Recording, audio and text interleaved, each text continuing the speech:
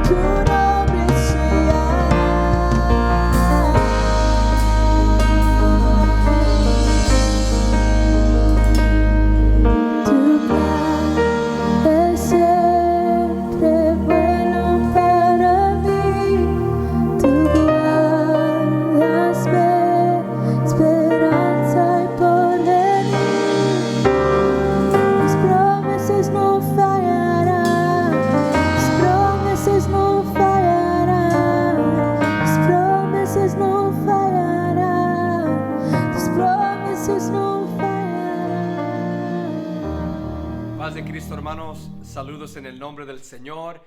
Es su pastor Jonathan Garza una vez más, hermanos. Para mí, como siempre, es un privilegio grande, hermanos, de poder traerle la palabra del Señor, conectar por esta manera, hermanos, con todos nuestros hermanos de nuestra iglesia, nuestros amigos y los que están siguiéndolos por nuestras redes sociales en esta temporada de pandemia. Ahí le agradecemos bastante, hermanos, por todo su apoyo en esta temporada. Hermanos, esta semana va a concluir nuestra serie en el Evangelio según San Juan. Esta semana vamos a poner nuestro enfoque en otro lugar y quiero predicar sobre un tema que el Señor ha puesto en mi corazón. En esta semana, hermanos, vamos a estar leyendo del libro de Efesios capítulo 2, versos 10 al 13. Va a ser nuestro texto en que lo vamos a enfocar en esta mañana. Hermanos, dice la palabra de esta manera, una vez más, Efesios capítulo 2, versos 10 al 13. Porque somos hechura suya, creados en Cristo Jesús para buenas obras, las cuales Dios preparó del antemano para que anduviésemos en ellas. Por tanto, acordaos de que en otro tiempo vosotros los gentiles, en cuanto a la carne, eras llamados incircuncisos por la llamada circuncisión hecha con la mano de la carne. Verso 12. En aquel tiempo estabais sin Cristo, alejados de la ciudadanía de Israel y lejos a los pactos de la promesa, sin esperanza y sin Dios en el mundo. Pero ahora en Cristo Jesús, vosotros que en otros tiempos estabais lejos, habíais sido hechos cercanos por la sangre de Jesucristo. Hermanos, en esta mañana quiero hablar sobre este tema, esperar en Cristo, o esperanza más bien en Cristo. Vamos a orar. Señor, te damos toda la gloria, toda la honra en este día. Te alabamos, Señor, porque tú y solo tú eres digno. No hay nadie como tú, Señor. Tú tienes la última palabra, Señor. Tú tienes toda la autoridad. Tú tienes todo control, Señor. Y nuestra confianza está en ti. Señor, pido que en este día ministres, Señor, por este medio. Háblanos, Señor, por medio de tu palabra. Señor, unge mis labios para comunicar tu palabra hacia tus hijos y todos los que escuchan este mensaje hoy en día. En el nombre de Jesucristo te damos la gloria. Amén. Hermanos, vamos a empezar con esto, una pregunta. Y la pregunta es, ¿qué hace a la gente felices?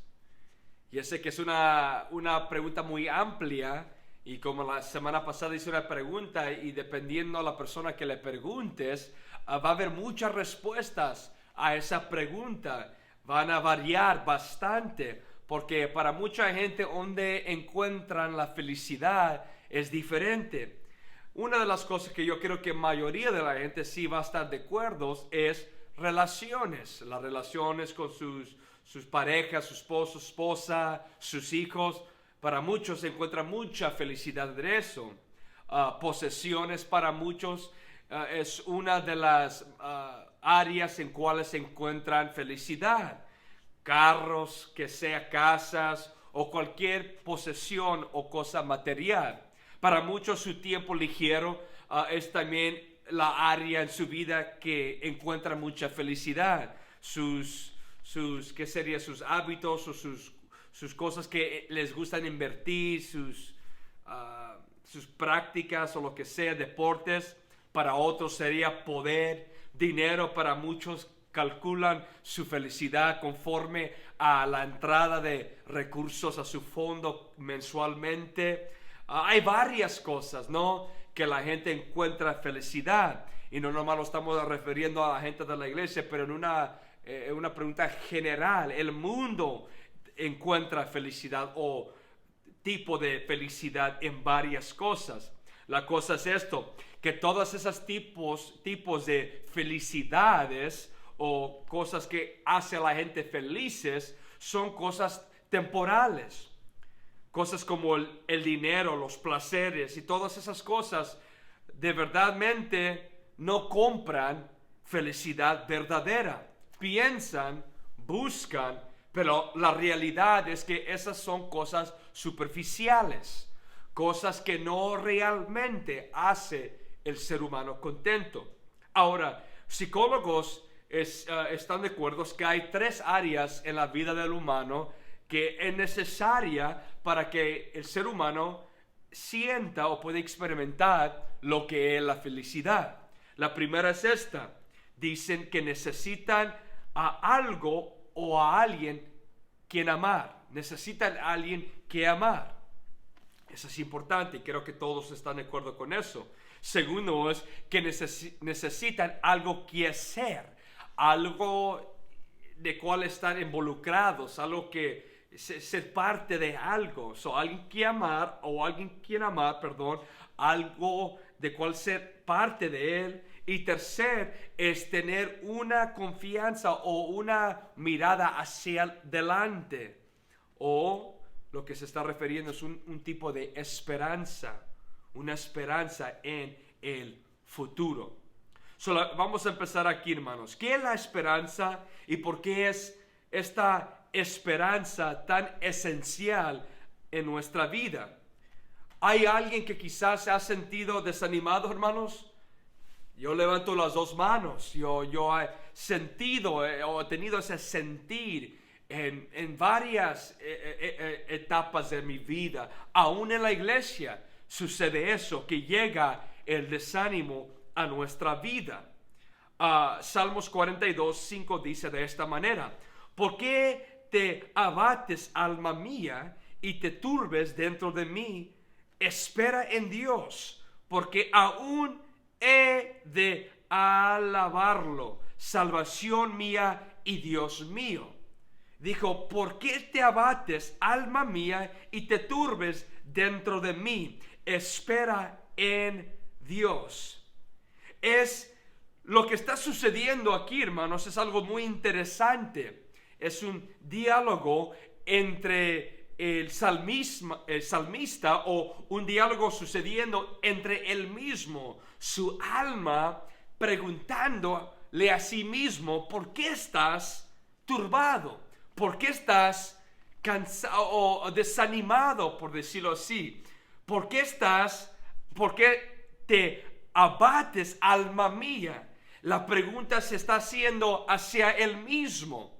Es algo muy importante entender esa imagen, porque si hay alguien que se tiene que preguntar eso de vez en cuando, somos nosotros mismos. Me recuerdo del rey David cuando se encontró en una situación muy, muy seria, en cual el enemigo vino y se llevaron las esposas de los hijos de Israel, sus hijos, y los hombres que tenía con él estaban frustrados, enojados y querían apedrear al rey.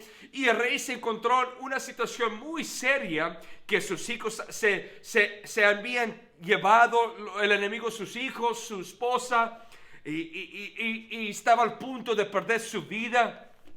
Y la palabra lo dice de esta manera, que él se animó sí mismo, o él se animó sí mismo.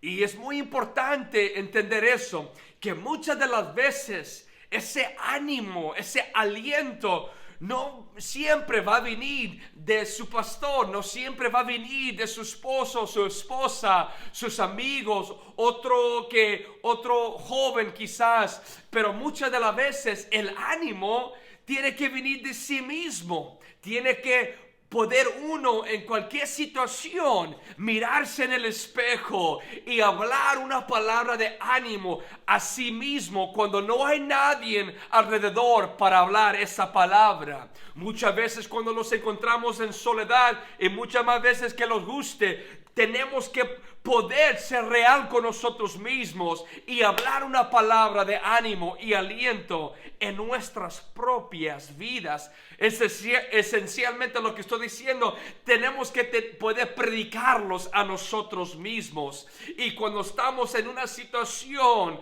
derrumbada, una situación en cual estamos turbados, tenemos que poder decir a nosotros mismos: ¿por qué te abates, alma mía, y te turbes delante de mí? Espera en Dios.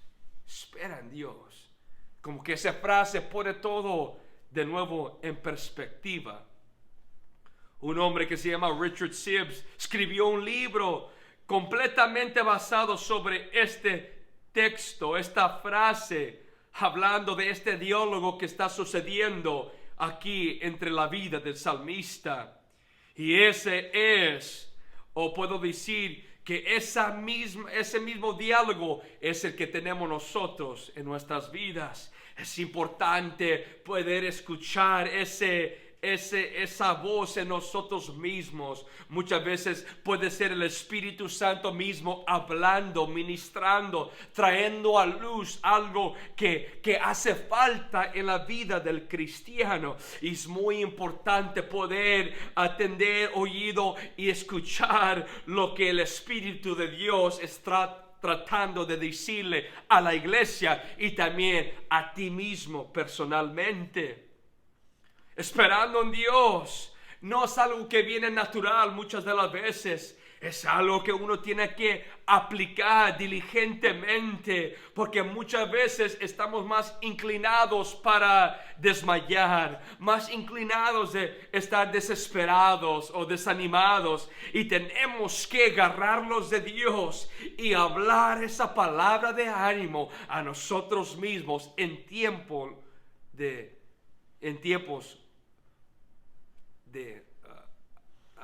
adversidad.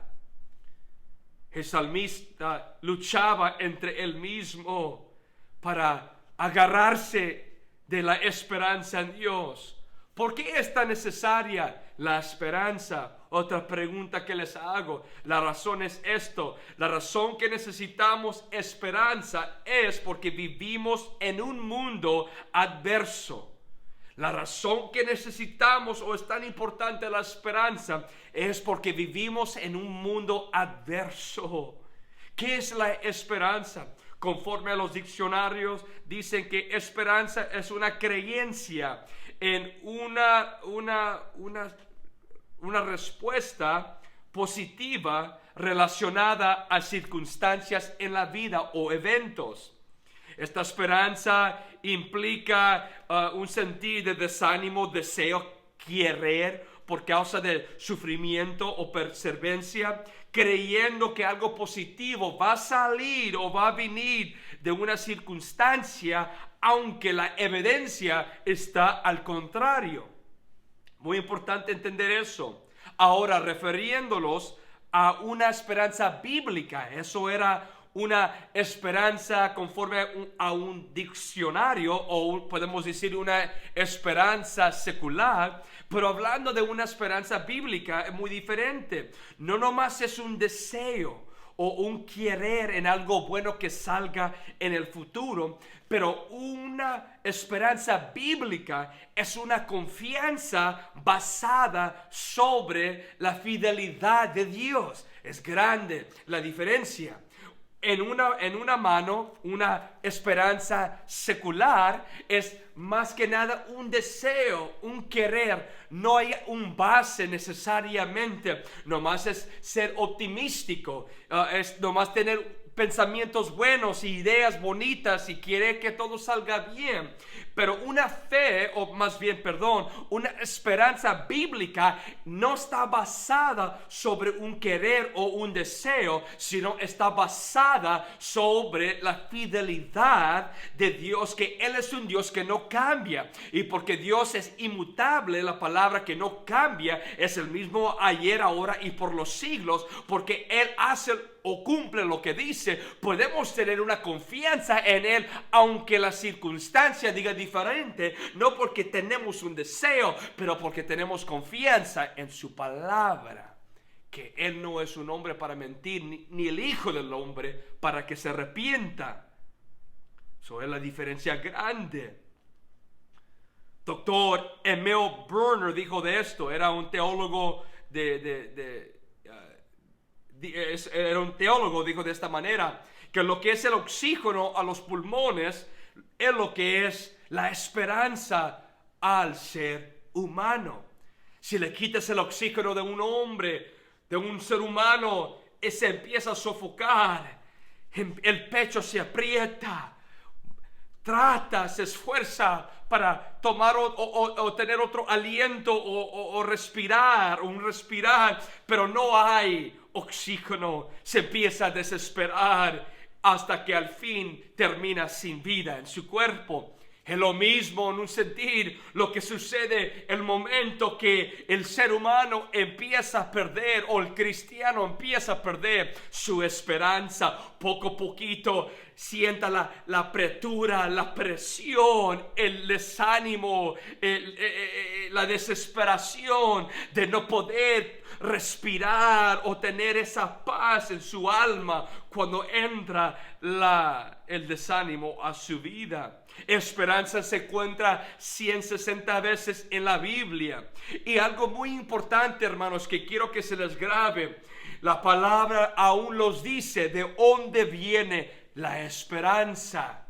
Los dice exactamente de dónde viene nuestra esperanza como hijos de Dios. Salmo 62:5 dice de esta manera: en Dios solamente reposa mi alma, porque de Él viene mi esperanza. De Él viene mi esperanza. No es de una figura política, no es del gobierno, no es en un cheque que me mande, no es en mi trabajo, mi carrera, no es en nada terrestrial, no es en nada que yo me pueda inclinar o en que me puedo soportar, sino mi confianza, mi esperanza es en Dios, porque Él es el único que la puede dar. Estamos viviendo en un tiempo que la gente está buscando esperanza en muchas cosas, en personas y en cosas monetarias, en posesiones, pero la verdad es esto, que el único que puede dar la esperanza, o el único que nos puede traer la esperanza, es el que la da, y ese es Dios. Mi reposo, mi confianza está en Dios y solo Dios, porque de Él viene la esperanza. Si se siente desanimado, hermano, si se siente que no tiene esperanza, es solo de reconocer el que la da. Es importante, porque es muy peligroso lo que sucede cuando uno empieza a experimentar o sentir el desánimo. Una historia dice de esta manera, que el diablo estaba teniendo una venta de yarda, y en su venta de yarda, o su pulga que estaba teniendo, tenía todas sus herramientas ahí marcadas con precios. Y tenían etiquetas muy caras los precios que estaban en todas sus herramientas. Y allí en su yarda se miraba que tenía una herramienta que se llamaba el odio. Tenía un precio muy alto. Tenía los celos, tenía mentiras, el orgullo. Todas estas herramientas muy, muy caras, con etiquetas muy altas. Y de repente uno que estaba pasando notó algo, que había una herramienta mucho más usada y gastada que las otras, y tenía una etiqueta aún más alta que todas. Y cuando empezó a preguntarle al diablo qué de esta herramienta, el diablo respondió a la persona que esta herramienta es desánimo.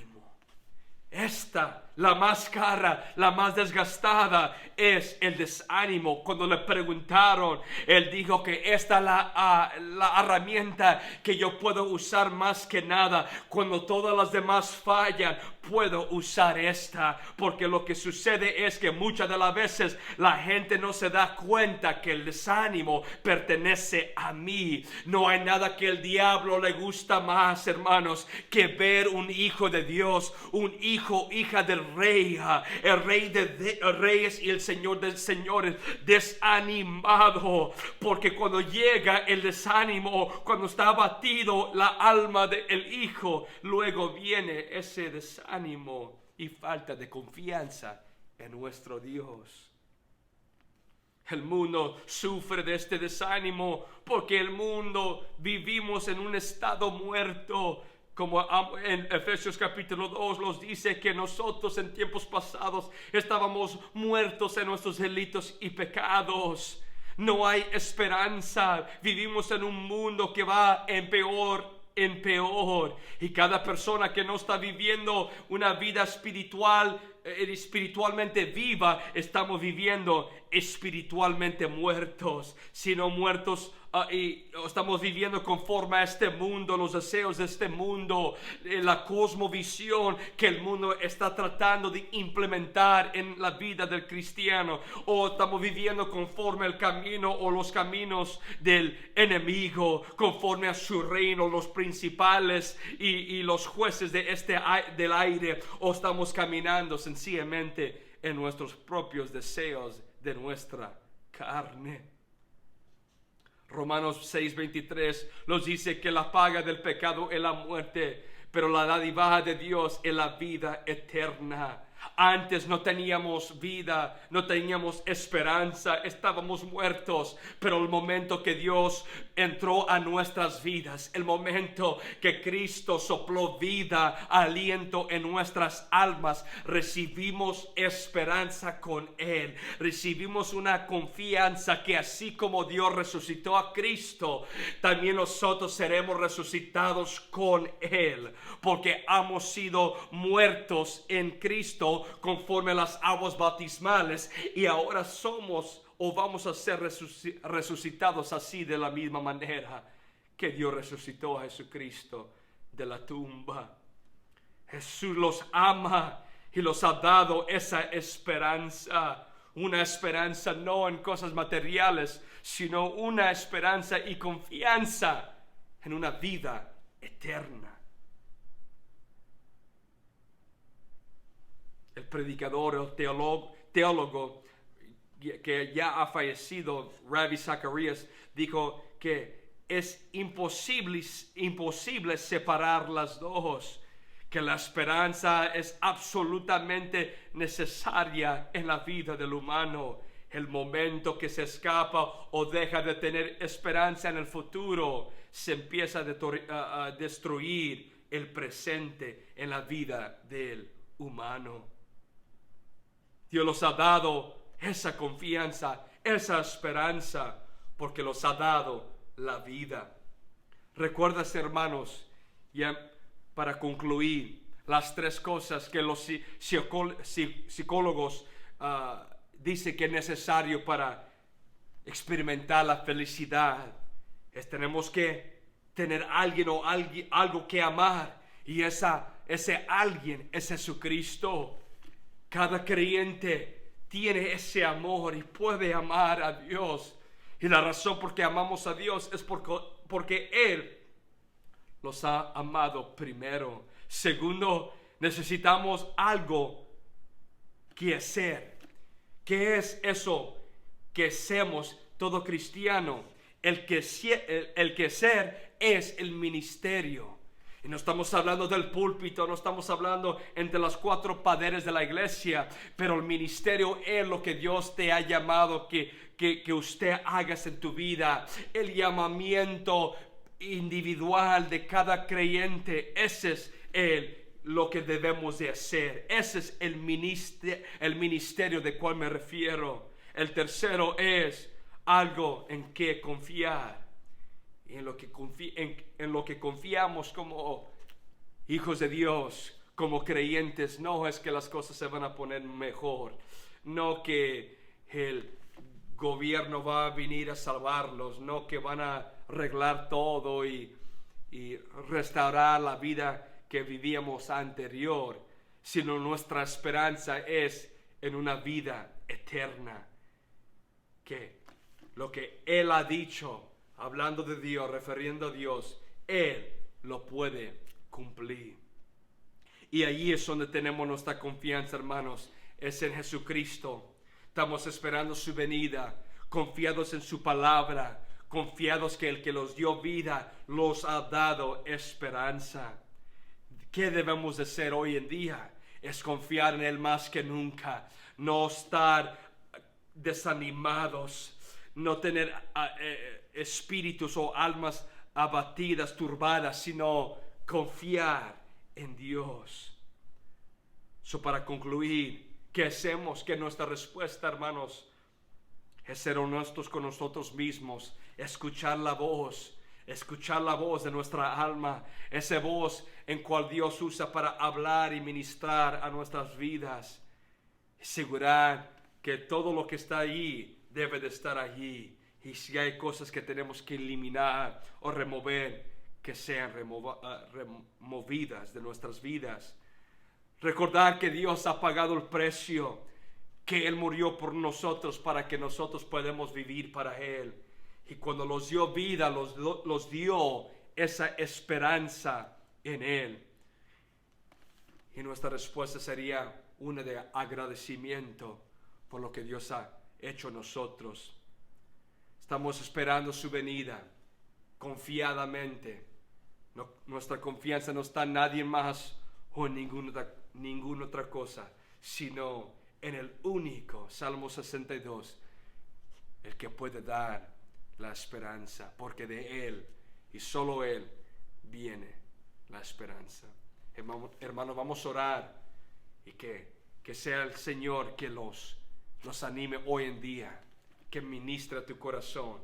Si quizás se siente desanimado, se siente turbado por la temporada en que los encontramos, recuérdase las palabras del salmista: confía en Dios, confía en Dios. Señor, en este momento te damos gracias porque tú estás en control, tú tienes la última palabra.